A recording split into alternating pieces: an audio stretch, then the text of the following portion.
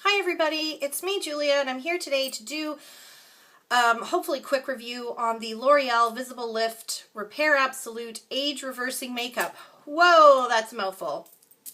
And this one has an SPF of 16 and that comes from titanium dioxide.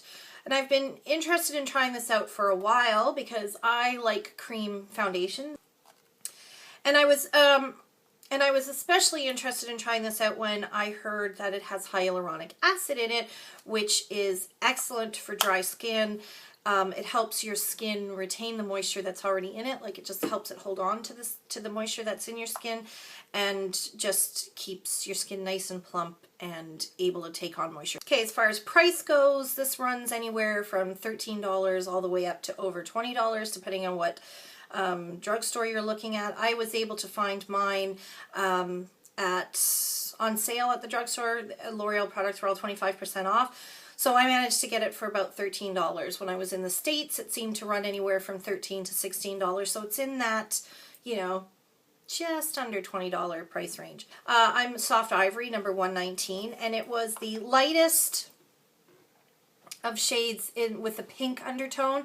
The next one up had a yellow undertone, but it was much too dark, so I didn't want to look like an Oompa Loompa. So I took my chance, and of course, as always with drugstore foundations, it's pretty much impossible to get a good color match.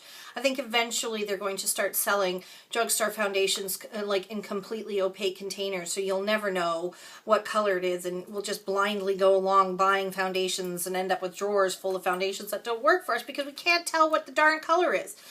So that's one payoff, like trade-off for not buying at the department store, but anyway, price point keeps driving me to the drugstore. It's not a perfect match for my skin tone because it runs a little pink.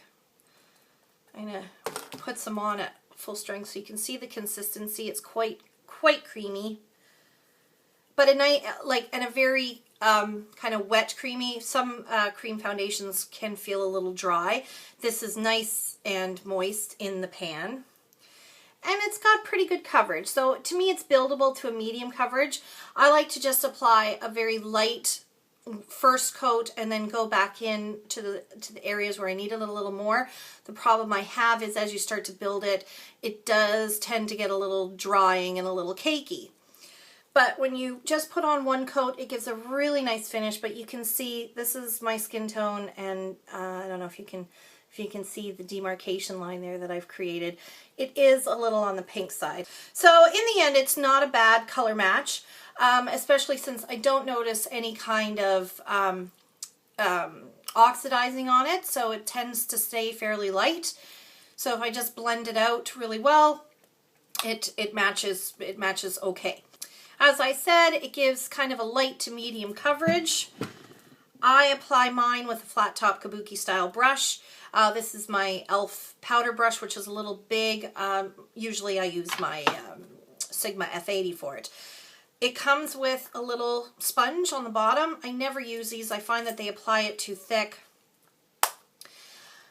And I just don't like the way that the finish is on them, but if you like to use a sponge, it comes with a handy sponge, which makes it nice for traveling. I've been using it for about a week now, and I quite like it, but I don't know if I would repurchase it. It doesn't have a lot of staying power, which is another downfall for it.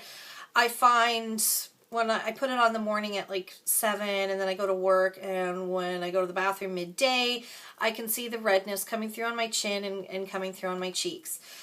I put it on a little bit heavier today just to see how it, built, and it is buildable, but as I alluded to, once you start building it, then it can go a little cakey, especially if you're putting concealer and powder on over top.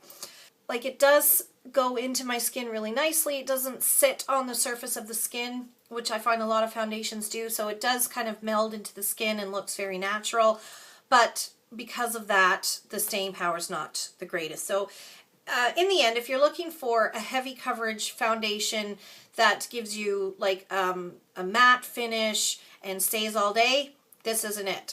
If you have more mature, dry, duller looking skin and you're just looking for something that goes on nicely, especially in the winter, and doesn't make you look all dry and cakey, I think this does fit the bill. But it's just got, lighter coverage, less staying power, and considering it's around $20, I probably won't repurchase. So there you go. So that's how I feel about the L'Oreal